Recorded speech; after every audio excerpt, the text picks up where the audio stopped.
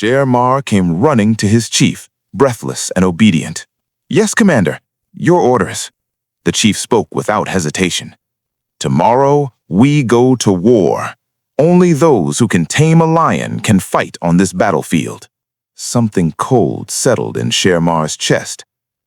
"Commander," he said carefully, "may I go home just once and return by morning?"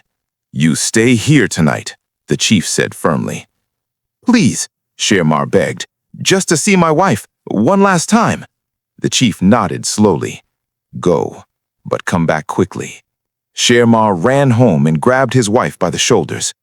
"Leave this place," he said, voice shaking.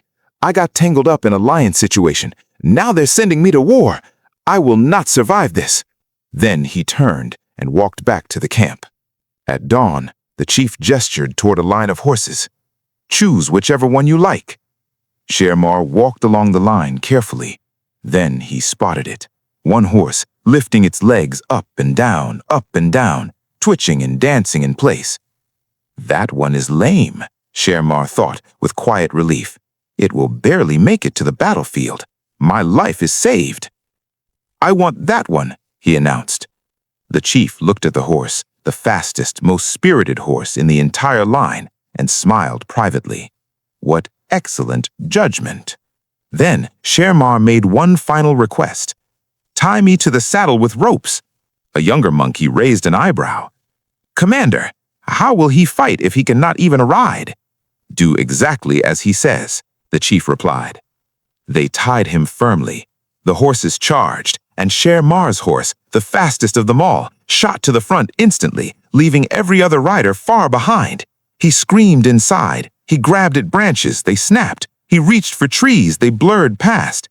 Then his hands found a large dead tree. He grabbed it with everything he had. The roots tore from the ground. The tree came with him. He arrived at the battlefield, tied to a horse, dragging an entire uprooted tree inside a massive cloud of thunder and dust. The enemy took one look and ran. By the time the rest of the army arrived, the field was empty. The battle was over. Victory was complete.